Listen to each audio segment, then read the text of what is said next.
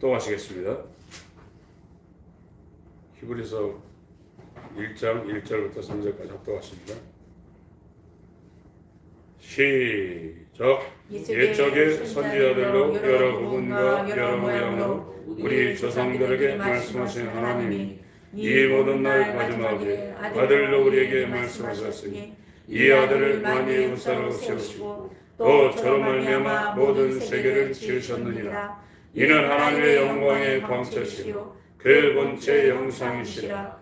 그의 능력의 말씀으로 만물을 붙드시며 죄를 정결케 하는 일을 하시고 높은 곳에 계신 위엄의 우편에 앉으셨느니라. 아멘.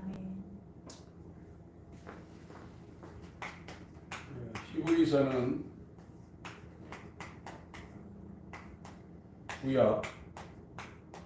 구약을 가지고 있는 유대교 여호와 하나님이죠. 이 사람들이 세하냐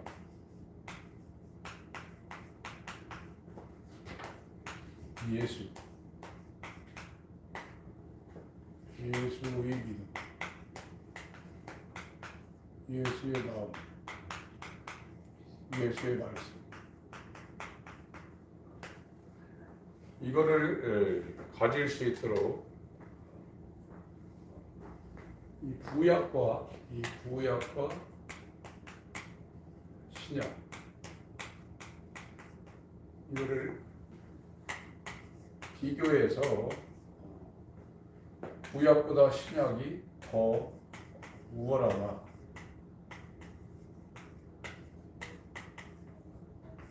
이거를 이제 증명을 하려고 쓴 책입니다.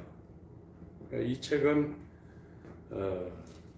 이 성경은 바울이 썼다고 학자들이 이제 다른 의견도 있지만 바울이 썼다는 그 의견이 더 우세합니다. 그래서 거기 13장에 보시면 13장 히브리서 13장 바울이 썼다는 증거가 22절 형제들아 내가 너희를 권하노니 권면의 말을 용납하라. 내가 간단히 너희에게 썼느니라. 우리 형제 디모데가 누인 것을 너희가 알라. 디모데는 바울의 영적인 아들이죠. 디모데는 다른 사도들이나 다른 사람하고 사역한 그런 일들이 성경에 기록된 것이 없습니다. 바울과만 같이 사역한 그런 사람이죠. 그래서 이 바울이 이렇게 언급을 했고, 또 이제 거기 히브리서 12장에 보면은 12장 18절부터 24절까지 보면 그 17개가 나옵니다. 거기에 언급되고 있는 것이 17개가 나오는데, 바울이 이 서신서를 쓸 때 로마서 8장 35절부터 처음에 7개, 나머지 10개 언급을 해서 17개 이야기를 하고 있고, 갈라디아 5장을 한번 보세요. 갈라디아 5장 19절에서부터 육체의 육체의 소욕을 열거하면서 음행부터 시작해서 21절까지 17개를 또 이렇게 언급을 하고 있습니다. 그래서 이 서신서를 쓴 바울의 독특한 그런 유형이 히브리서에도 그대로 이제 나와 있는 것을 발견할 수 있습니다. 그리고 특별히 9장에 보면 히브리서 9장에 보면 성소하고 지성소 설명을 하고 있는데, 첫 언약에도 섬기는 예법과 세상에 속한 성소가 있더라. 예비한 첫 장막이 있고 그 안에 그건 성소죠. 정사각형의 성소에 등대와 상과 진설병이 있으니 이는 성소라 일컫고, 여기에 이제 향단이 있어야 되는데 히브리서 9장 2절에는 성소에 있을 향단이 지금 성소에 설명이 안 되고 있습니다. 그리고 휘장 뒤에 둘째 휘장되어 있는 장막을 지성소라 일컫나니 금향로와, 이 금향로는 원래 성소에 있어야 되는 거거든요. 금향단, 성도의 기도를 상징하고 있는 이 금향로가 히브리서 9장에는 지금 언약궤만 있어야 될 지성소에 이 금향로가 지금 들어가 있죠. 이걸 성경의 난자라고 합니다. 이상하다 이거죠. 말도 안 된다 이거죠. 성소, 지성소에 분명히 이렇게 나뉘어서 있어야 될 이 금향로가 성소에 있지 않고 이 히브리서 9장에는 언약궤가 있는 지성소에 있다. 이게 잘못 기록됐다. 이거 논쟁이 많습니다. 그래서 이게 왜 이렇게 됐냐? 그거는 계시록 4장을 한번 보겠습니다.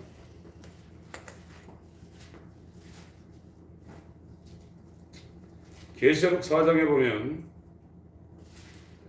이 사도 요한의 영이 셋째 하늘 보좌에 올라가서 그 보좌를 지금 보고 있습니다. 거기에서 2절부터 쭉 그 하늘 보좌가, 셋째 하늘 보좌가 설명되고 있죠.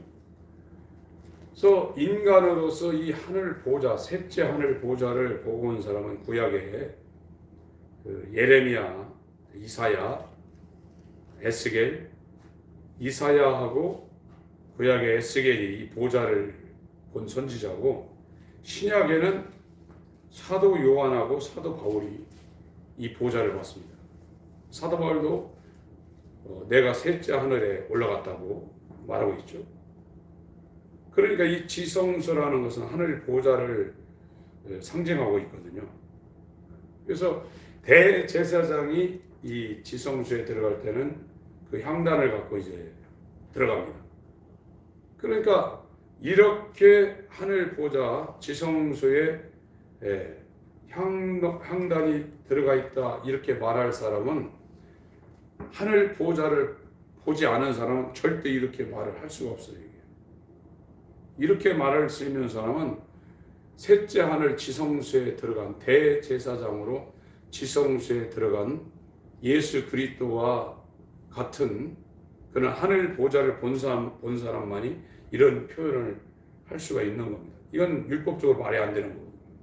성소에는 떡상하고 성령을 상징한 등대하고, 떡상은 말씀이죠. 성도의 기도를 상징하는 금향단이 이렇게 있어야 되는데, 거기에 있어야 될 이 금향로가 히브리서 9장에는 법궤가 있는 지성소에 들어가 있단 말이에요. 이게 놀랄 거리인데, 이거는 지성소에 들어가 본 자만이 이렇게 표현할 수 있는 겁니다. 그래서 이것도 이런 것도 바울이 히브리서를 썼다는 증거다 이렇게 말할 수가 있는 겁니다. 그래서 바울은 로마서 9장을 보세요. 로마서 9장. 이방인을 위한 사도였지만 진짜 자기의 동족인 히브리인들에게 복음을 전하길 정말로 사모했던 사람입니다. 로마서 9장, 내가 그리스도 안에서 참말을 하고 거짓말을 아니하노라. 내게 큰 근심이 있는 것과 마음에 그치지 않는 고통이 있는 것을 내 양심이 성령 안에서 나로 더불어 증거하노니, 나의 형제 곧 골육의 친척을 위하여 내 자신이 저주를 받아 그리스도에게서 끊어질지라도 원하는 바로. 히브리인들에게, 그들에게 복음이 전해진다 하면 자기가 예수님과 끊어져서 지옥 가도 자기는 이 진심이라는 거예요. 저는 이 바울의 이 말과 그 출애굽기 2장 3장에 걸쳐서 이스라엘이 그 황금 송아지 만들어서 우상 숭배하고 난 다음에 하나님이 그들을 저주하려고 할 때 모세가 하나님 앞에 그렇게 말했죠. 하늘나라 생명책에 내 이름이 지워지더라도 저들을 저주하지 말라고. 이 말을 읽을 때마다 굉장히 양심에 찔립니다. 정말로 하나님 말씀을 전하는 자로 이런 마음을 가질 수 있겠는가? 이건 지옥 간다는 얘기입니다. 모세도 똑같은 말이에요. 모세도 출애굽기 32장인가요? 출애굽기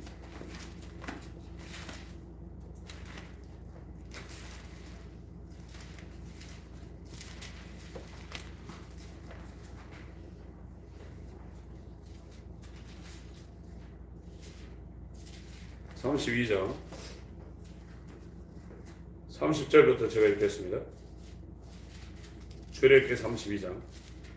이튿날 모세가 백성에게 이르되 너희가 큰 죄를 범하였도다.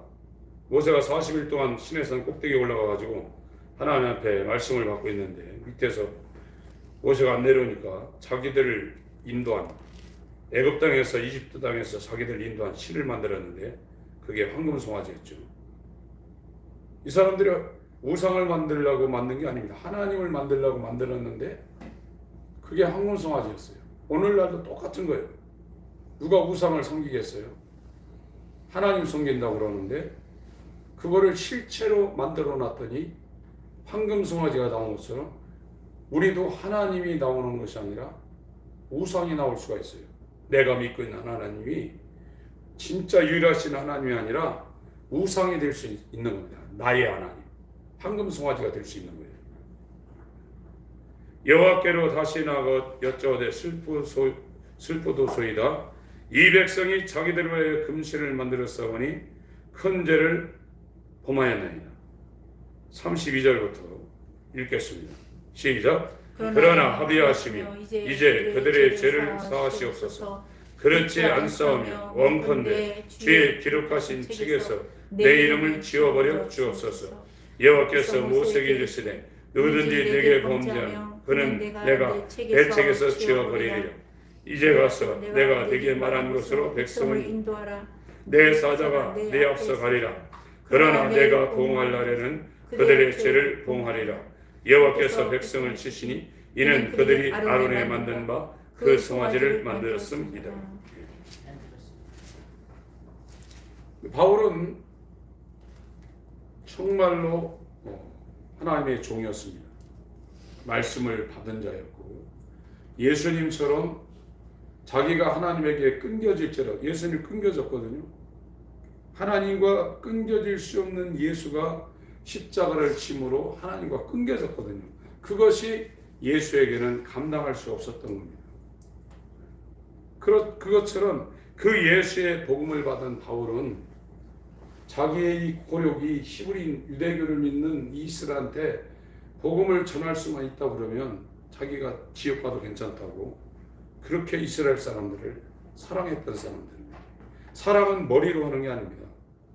마음으로 하는 겁니다. 그래서 예수의 사랑을 머리로 받는 게 아닙니다. 예수 그리스도의 믿음과 그의 구원을 우리가 받았다면 마음이 그 사랑을 받은 거예요. 그 사랑을 받은 사람은 동일하게 또 그 사랑을 마음으로 할 수가 있는 거예요. 오늘날은 전부 다 지금 머리로 하고 있는 겁니다. 머리로 믿고 머리로 지금 다 하고 있는 거예요. 누가 사랑을 머리로 합니까? 마음으로 하는 거죠. 신약은 이 마음을 대상으로 하나님께서 역사하는 겁니다. 신약은요. 구약은 머리로 할 수도 있어요. 로마서 9장 아까 폈던데 한번 다시 한번 읽어보겠습니다.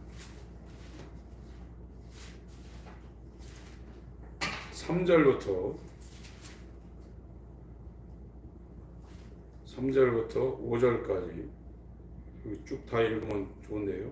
3절부터 5절까지 로마서 9장 시작. 나의 형제 곧 고르게 친척을 위하여 내 자신이 저주를 받아 그리스도에게서 끊어질지라도 원하는 바로다. 저희는 이스라엘 사람이다. 저희에게는 양자들과 영광과 언약들과 율법을 세우신 것과 예배와 약속들이 있고 조상들도 저희의 것이요 육신을 하는 그리스도가 저희에게서 나셨으니 저는 만물 위에 계셔 세세의 찬양을 받으실 하나님이시니라. 아멘. 그러니까 이 히브리서는 바울이 하나님 앞에 사명을 받아서 지금 터키 지역이나 그리스 지역이나 로마 지역이나 스페인 지역에 자기가 복음을 전할 그 사명 때문에 복음을 전하고 있지만, 바울은 이 먼저 하나님 앞에 선택을 받아서 구약을 받은, 이 구약은 옛적이라고 했죠. 옛날에 여러 선지자들, 이 선지자들에게 하나님이 부분적으로 여러 모양으로 이렇게 하나님에 대해서 이 계시를 받은 사람입니다. 이 구약은 빛으로 공의의 하나님으로 이 계시를 받은 사람이에요. 그러니까 이 사람들은 이방인들보다 하나님을 알고 있는 사람들이에요. 그래서 이 자기 동족에게 바울은 이 새 언약 마음으로 받을 수 있는 하나님의 사랑, 하나님의 사랑은 머리로 받는 게 아닙니다. 마음으로 받는 겁니다. 마음으로 하나님의 사랑을 이 바울이 받아서 자기도 여기 있었거든요. 옛적에 선지자를 통해서 부분적으로 여러 모양으로 하나님이 말씀하셨거든요. 선지자들이 율법이 말씀을 했지만 하나님은 말씀으로 자기를 나타내십니다. 계시. 자기를 나타내시는 거예요. 말씀으로 자기를 나타내 말씀하시는 하나님입니다. 그래서 구약은 선지자들을 통해서 부분적으로 여러 모양으로 자기를 나타냈거든요. 그런데 자기도 진짜 이 구약보다 더 우월한 새 언약인 예수 그리스도의 사랑을 자기는 몰랐어요. 그래서 그 예수 그리스도의 사랑을 전하는 스데반을 사도행전 7장에 저건 죽여야 된다고 거기다 갑된 투표를 던졌던 사람입니다. 그래서 그것이 너무나 안타까운 거예요. 얼마나 안타까우냐면 내 동족, 내 고력 친척인 이 유대교, 하나님을 알고 있는 율법과 선지자를 통해서 부분적으로 하나님의 말씀을 받고 있는 이들에게 정말로 예수의 사랑을 전해주고 싶은 마음이 머리가 아니라 이 가슴이 터지는 거예요. 마음이. 그래서 내가 지워질지라도 하고 싶다는 거예요. 그것이 복음을 받는 자입니다. 복음이 들으면 그런 거예요.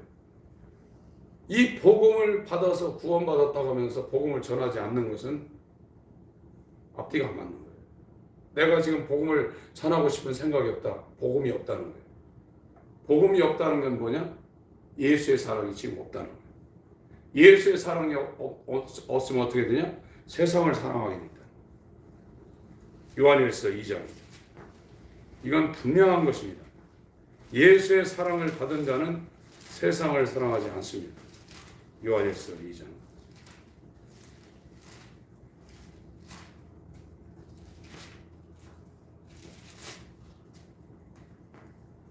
(15절부터)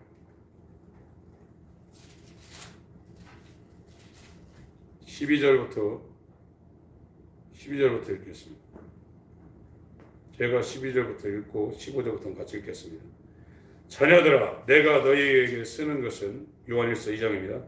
너희 죄가 그의 이름으로 말미암아 사함을 얻으며, 아비들아, 내가 너희에게 쓰는 것은 너희가 태초부터 계신 일을 알며, 청년들아, 내가 너희에게 쓰는 것은 너희가 악한 자를 이기었음이니라. 아이들아, 내가 너희에게 쓴 것은 너희가 아버지를 알았으며, 아비들아, 내가 너희에게 쓴 것은 너희가 태초부터 계신 일을 알았으며, 청년들아, 내가 너희에게 쓴 것은 너희가 강하고 하나님의 말씀이 너희 속에 거하시고 너희가 흉악한 자를 이기었습니다. 15절부터 시작. 세상에 있는 것들을 사랑치 말라. 누구든지 세상을 사랑하면 아버지의 사랑이 그 속에 있지 아니하니 이는 세상에 있는 모든 것이 육신의 정욕과 안목의 정욕과 이생의 자랑이니 다 아버지께로 쫓아온 것이 아니요 세상으로 쫓아온 것이라. 이 세상도 그 정욕도 지나가되 오직 하나님의 뜻을 행하는 이는 영원히 가느니라. 그래서 바울이 정말 자기가 하고 싶었던 일을 지금 히브리서를 통해서 이 빌립보 사람들한테 눈물을 흘리며 이렇게 성경을 쓴다고 했는데 그 이상으로 지금 심혈을 기울여서 이 구약이 뭐고 이 신약이 뭔가 그거를 계속 비교하면서 이 신약이 구약보다 훨씬 낫다. 이 구약은 선지자로 말씀하신 것인데 신약은 아들로 말씀하신 것이다. 아들. 이 아들로 하나님의 모든 것을 다 말씀하셨다. 이 아들을 통해서 하나님의 모든 것을 다 말씀하셨다. 이렇게 이제 비유를 하는 것이고 이것도 이 모든 날 마지막이라고 했어요. 그 때라는 겁니다. 때가 되어서 이 모든 날 마지막에 아들로 이렇게 말씀하셨다. 이 구약의 선지자들도 그냥 얘기한 게 아닙니다. 사무엘하를 보겠습니다. 23장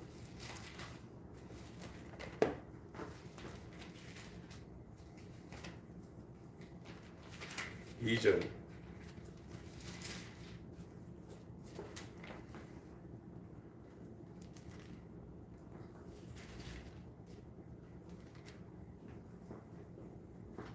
지금 이 개혁한 글은 조금 우리가 이해하기 좀 헷갈리게 지금 써놨습니다. 여호와의 신이 나를 빙자하여 내 입술을 빌어서 말씀하시며 그 말씀이 내 혀에 있더라 이렇게 됐는데 원어적인 성경은 여호와의 신이 내 안에서 나에게 임하여 말씀하시며 이렇게 되어 있습니다. 하나님이 내 안에 들어와서 말씀했다는 거예요. 그래서 예레미야, 이사야, 아모스, 호세야 이런 사람들 다 하나님 말씀을 전할 때 하나님 말씀이 자기에게 임했다는 거예요. 그 임한 것이 하나님이 그 사람 안에 들어와서 그 사람 입을 빌려서 얘기했다는 거예요. 그것이 이제 구약의 선지자들도 하나님의 말씀을 이렇게 전한 겁니다. 그런데 마태복음 17장 저번 주에 한번 읽었죠. 마태복음 17장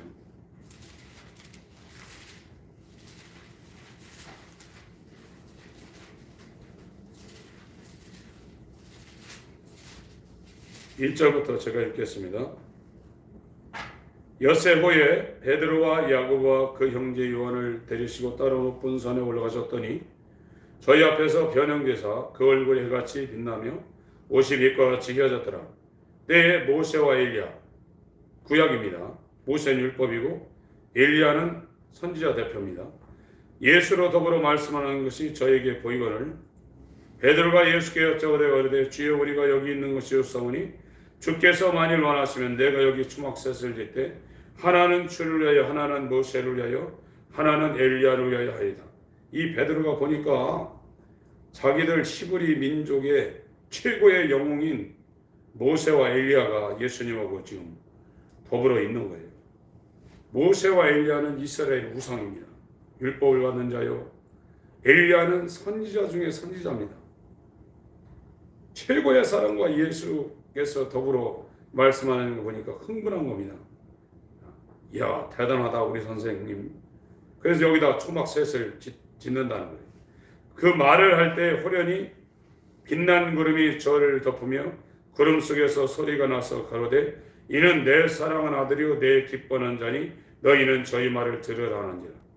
이스라엘 히브리인 너희들 지금 옛적에 선지자들로 부분적으로 여러 모양으로 말씀하셨던 율법과 선지자의 말씀을 따라 너희들이 지금 성전에서 제사를 드리고 율법대로 살았는데 이것은 비유와 모형이다.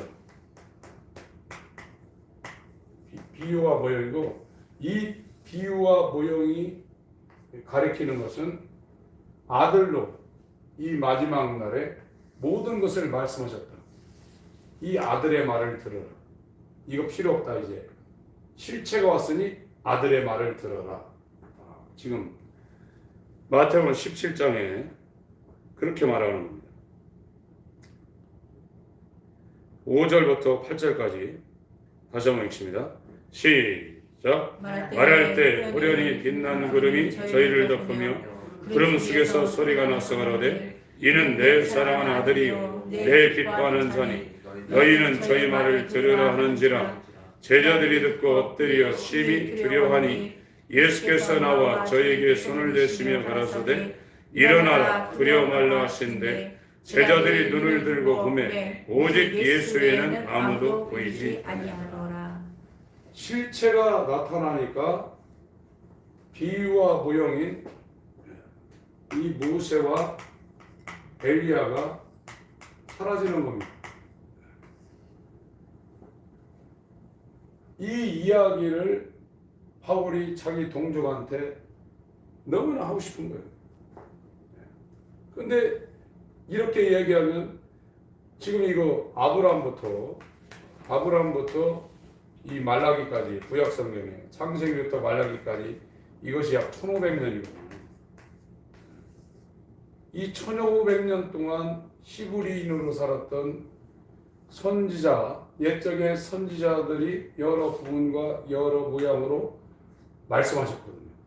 안식일, 할례, 성전, 유월절 제사 그런 걸로 하나님이 말씀하셨는데 이 1500년 동안 그렇게 신앙생활했던 사람이 이런 걸 다 없애버리고 예수의 말을 들으라 하니 이게 들어오겠냐 이거죠. 굉장히 이 투쟁이 있어서 이 예수를 믿는 사람들 그때 그래서 다 죽인 겁니다. 이 사람들이 왜 하나님을 부인하냐니까. 그래서 죽여버린 거예요. 그래서 이 사람들이 자기들 사회에서 자기들 본토에서 살지 못하고 터키 지방으로 도망가고 나그네로 살았던 겁니다. 굉장히 힘들게 살았던 겁니다. 그래서 이 히브리서는 지금 우리에게도 상당히 중요한 책이지만 그때 당시 유대기에 쩔어 있는 부분적인 계시를 받고 그것이 진짜인 줄 알고 안식일을 지키고 성전에 제사를 지내고 할례를 행하면서 율법으로 살았던 서기관, 사두개인, 바리새인 이 사람들에겐 이단설이 되는 거예요. 그래서 예수 보고 나사렛 이단이라고 했습니다. 그런데 바울은 자기가 체험한 하나님의 사랑을 자기가 마음으로 받았기 때문에 자기가 죽어도 좋다는 거예요. 지옥 가도 또 예수 그리스도의 사랑에서 끊어질지라도 자기는 이 복음을 전하고 싶다는 거예요. 그래서 복음은 머리로 받는 게 아닙니다. 우리가 물론 사전 작업으로 성경에 대해서 이렇다 저렇다 이렇게 성경 말씀을 이해하지만 그 사랑이 마음으로 들어야 돼요. 예수는 신약은 사랑이거든요. 구약은 빛을 통한 공의의 하나님, 무서운 하나님을 말하고 있지만 신약은 이 아들을 통하여 말한 것은 하나님은 사랑이라는 겁니다. 그래서 예수도 요한복음 12장 40절 10절 이하에 나는 너희를 심판하러 왔다고 말하지 않지 않습니까? 심판하지 않는다고 하지 않습니까? 아무도 정죄하지 않는다고 말하지 않습니까? 너희를 구원하러 왔는데 내 입에서 한 이 말이 너희를 심판할 거다. 그렇게 말씀을 하고 있습니다. 누가복음 24장을 보겠습니다. 누가복음 24장.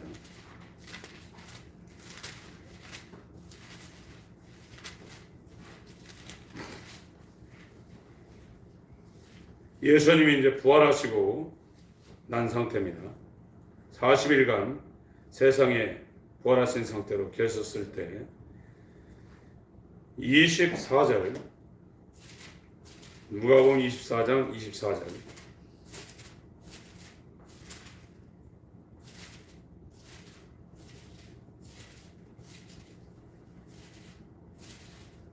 또 우리와 함께한 자 중에 두어 사람이 무덤에 가 과연 여자들의 말한 바와 같음을 보았으나 예수는 보지 못하였느냐 하거늘. 25절부터 27절까지 시작. 가라사대 미련하고 손자들의 말한 모든 것을 마음에 더디 믿는 자들이여, 그리스도가 이런 고난을 받고 자기의 영광에 들어가야 할 것이 아니냐 하시고, 이에 모세와 및 모든 선지자의 글로 시작하여 모든 성경에 쓴 바 자기에 관한 것을 자세히 설명하시니라. 이때 이 사람들은 구약을 지금 갖고 있었던 사람이고, 다른 사람들 같지 않고 예수를 지금 믿고 따라다녔던 사람들입니다. 제자들과 그 부활을 본 사람들. 근데 이 사람들도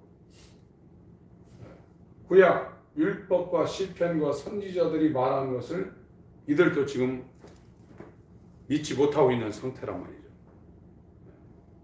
그리스도가 이런 고난을 받고 그 선지자들의 말한 것을 마음에 더디 믿는 자들이여, 이렇게 이제 말하고 있지 않습니까? 이에 모세와 및 모든 선지자의 글로 시작하여 모든 성경에 쓴 바 자기에 관한 것을 자세히 설명하시니.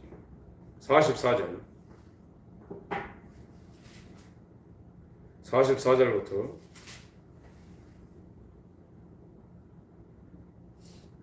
49절까지 읽습니다. 시작. 또 이르시되 내가 너희와 함께 있을 때 너희에게 말한 바 곧 모세의 율법과 선지자의 글과 시편에 나를 가리켜 기록되어 있는 모든 것이 이루어져야 하리라 한 말이 이것이냐 하시고, 이에 저희 마음을 열어 성경을 깨닫게 하시고, 또 이르시되 이같이 그리스도가 고난을 받고 제3일에 죽은 자 가운데서 살아날 것과 또 그의 이름으로 죄사함을 얻게 하는 회개가 예루살렘으로부터 시작하여 모든 족속에 전파될 것이 기록되었으니 너희는 이 모든 일의 증인이라.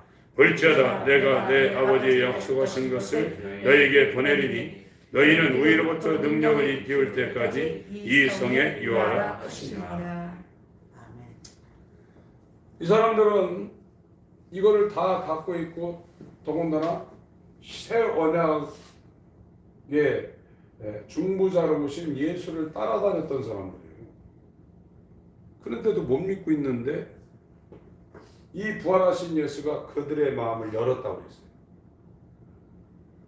하나님 말씀은 머리로 우리가 이걸 배우고 1차적으로 해야 되지만, 이 말씀을 우리가 깨닫는 것은 하나님이 열어주셔야 돼요. 하나님이 열어주시지 아니하면 머리로 아무리 이거를 다 안다 할지라도 그걸 마음에 가질 수가 없어요. 지식은 머리로 들어갑니다. 그러나 말씀은 영이기 때문에 영으로 들어갑니다. 이 영으로 들어간 것만 살리는 겁니다. 살리는 영입니다. 그래서 이 살아있는 말씀이 혼과 영과 및 관절과 골수를 찔러 쪼개고 마음과 생각을 감찰한다고 했거든요. 그것이 그 사람에게 에너지가 되는 거예요. 생명이 되는 겁니다. 진리가 되는 겁니다. 그러니까 오늘날 왜 사람들이 신앙이 떨어지냐면, 일단은 성경을 읽는 시간이 옛날보다 적어요. 기도하는 시간도 옛날보다 훨씬 적고요. 옛날 주일날은 새벽부터 나와가지고 저도 집에 들어가면 밤 12시였거든요. 그때나 지금이나 사는 거 똑같아요. 오히려 힘들게 살았습니다. 그때는. 지금은 뭐 천안 동이면 먹을 거 금방 배달되고, 시장도 안 가도 인터넷 다 합니다. 훨씬 편리한데 신앙생활은 더 못하고 있어요. 말세로 가면 갈수록 더 그런 현상이 벌어집니다. 그래서 이 문화는 좋은 게 아닙니다. 문화와 문명은 바벨론입니다. 바벨탑 바벨론입니다. 이거는 이런 것들이 전부 다 말씀이 사람 마음에, 그러니까 우리의 마음이 하나님의 밭이고 예수 그리스도의 편지고 하나님의 집이라고 했거든요. 성경은 전부 다 여기를 향하고 있는데 오늘날은 성도들이 옛날보다 성경은 더 많이 알아요.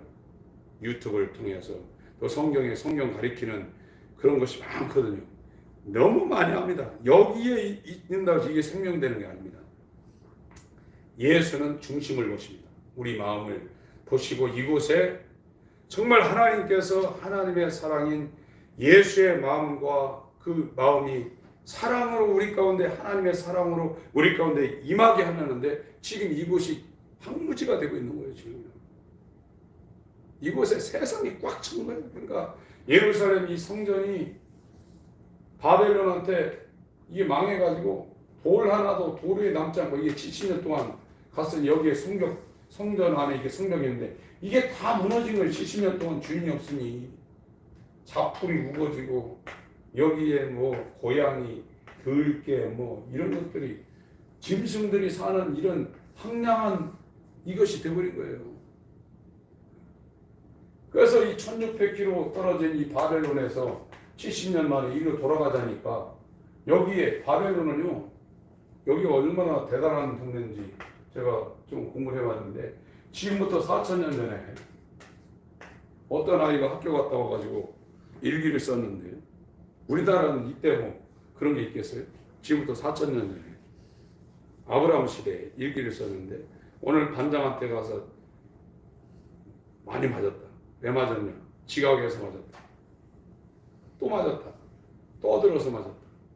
선생님이 나보고 막 꾸지람하신다. 학교 가기 싫다. 그거를 돌멩이에다가 이렇게 자기들 언어를 이렇게 썼습니다. 그래서 이 아이가 그걸 어떻게 해결해야 되냐? 우리 아버지한테 선생님한테 뇌물을 갖다 주라고 해야 되겠다. 그래서 내 말을 들은 아버지가 선생님을 불러서 그 모략하고 뭐하고 이렇게 줬다. 그랬더니 그 이튿날 선생님이 나를 굉장히 잘해 주셨다. 그 일은 난 안 맞고 학교 다니기 시작했다. 그 일기가 지금 출토돼 가지고 대양박물관에 메소포타미아 관에 이게 보존돼 있더라고요. 이게 엄청난 도시입니다. 이게. 거기에서 70년 동안 터잡고 살았던 사람이 돌아가라고 하는데 오겠어요. 여긴 또 이스라엘의 적인 사마리아인들이 여기 살고 있는데 아무것도 없는 이곳에 하나님의 영광을 위하여 이 황무지 같은 곳에 성벽을 세우고 성전을 건축하라고 이 70년만 오는데 오겠냔 말이에요. 오늘날도 마찬가지입니다. 세상이 좋은데 여기다가 세상을 넣고 안주하고 세상을 사랑하고 싶지 그거를 다 부수고 이곳에 하나님의 성전을 세우려면 얼마나 힘들겠어요. 이게 역주행해야 되는데 세상 등지고 십자가 바라보고 이 세상 사람 몰라줘도 세상 등지고 이 좁은 길을 가야 되는데 이게 얼마나 힘들겠어요. 그건 안 하는 거죠. 그리고 세상은 이 홍수 같은 이 문명 문화의 물결이 걷잡을 수 없이 막 흘러가고 그러니까 옛날에 열심히 했던 사람도 지금은 그 열심을 못 찾습니다.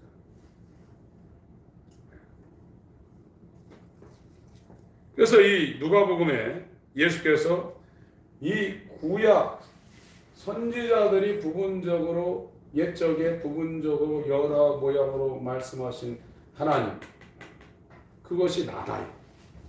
이 모든 날 마지막에 아들로 말씀하셨다. 히브리서로 가겠습니다. 정리를 하겠습니다. 히브리서.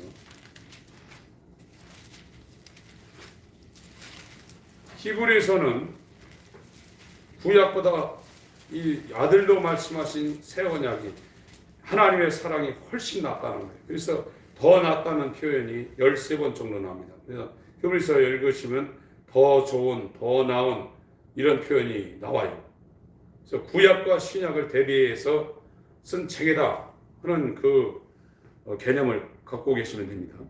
1절 옛적에 이 구약을 얘기하는 겁니다. 선지자들로 하나님의 마음을 사진 찍어서 바깥으로 나타낸 사람들, 프로페테스 선지자들입니다. 하나님이 그 사람 안에 들어와서 말씀하셨어요. 구약은요. 율법도 이 모세도 선지자입니다. 모세도 신명기 34장 10절에 선지자라고 했습니다. 여러 부분과 여러 모양으로 우리 조상들 히브리인들에게 말씀하신 하나님이 이 모든 날 마지막에 때가 참에 아들로, 하나님의 아들로 우리에게 말씀하셨으니 이 아들을 만유의 후사로 세우시고 피조계를 만든 그 목적이 예수 그리스도를 상속자로 세우셨다는 겁니다. 또 저로 말미암아 모든 세계를 지으셨느니라. 요한복음 1장을 보세요. 이 모든 세계는 예수로 말미암아 지었다는 겁니다. 예수를 위해서 지었다는 겁니다. 요한복음 1장 1절 2절 3절 읽습니다.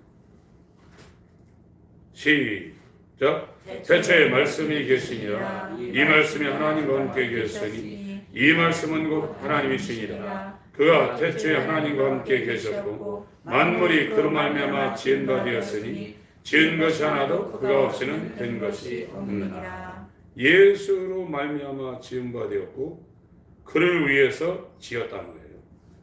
히브리서로 갑니다. 히브리서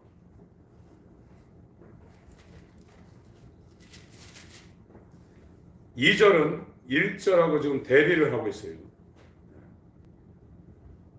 아들로 우리에게 말씀하셨다는 거예요. 아들을 통해서 말씀하셨다는 거예요. 그래서 아들의 말은 아버지의 말씀이라는 거예요.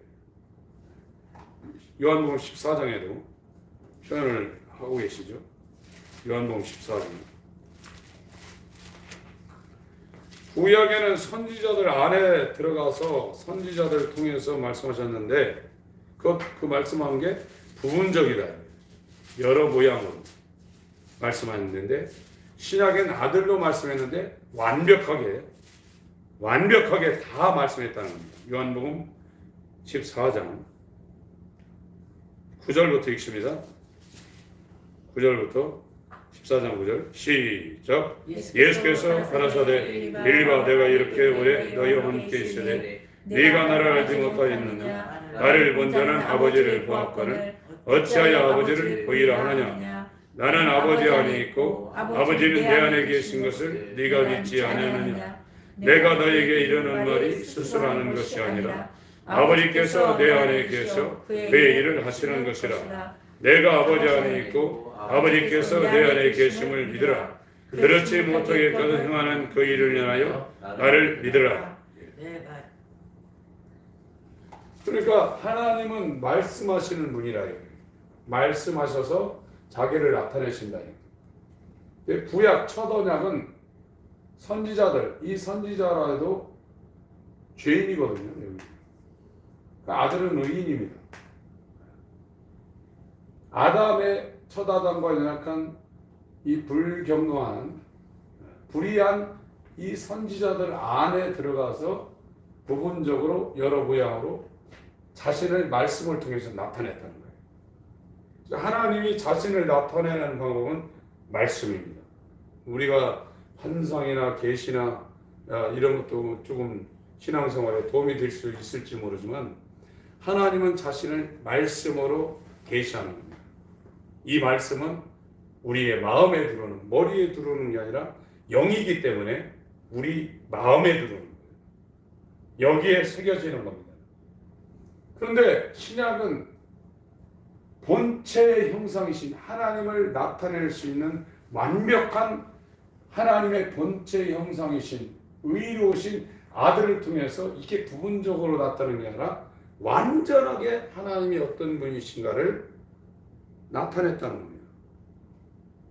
그것이 이 히브리서의 주제와 같은 거예요.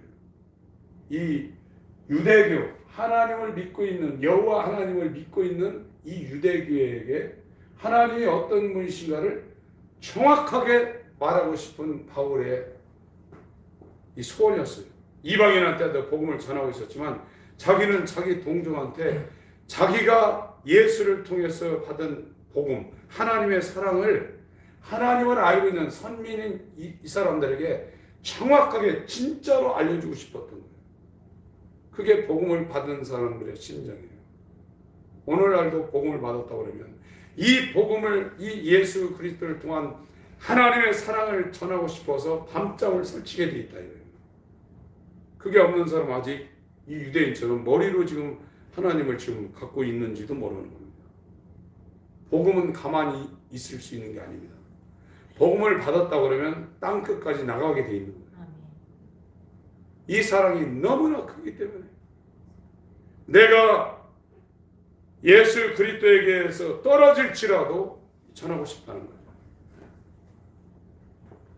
3절 그래서 모든 피족에는 하나님의 아들을 위해서 하나님이 만드셨습니다. 저와 여러분들이 예수와 연합한 자라고 그러면 이 후사 가운데 들어가는 겁니다. 그걸 히브리서에는 장자의 총회라고 그랬고 이 장자의 총회가 거룩한 성을 바라보고 있다고 그랬습니다. 3절 이는 하나님의 영광의 광채시요 하나님의 영광은 예수 그리스도 얼굴에 있다고 그랬죠. 고린도후서 3장을 보세요. 이걸 봐야 됩니다. 바울이 이거를 사모했던 사람 고린도후서 3장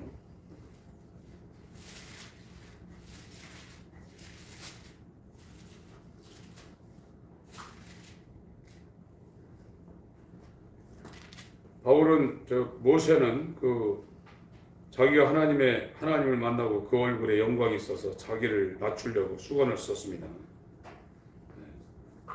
교만하면 안 된다는 거죠. 바울은 이렇게 겸손한 자, 온유한 자가 됐던 겁니다. 17절 주는 영이시니 주의 영이 계신 곳에는 자유함이 있느니라.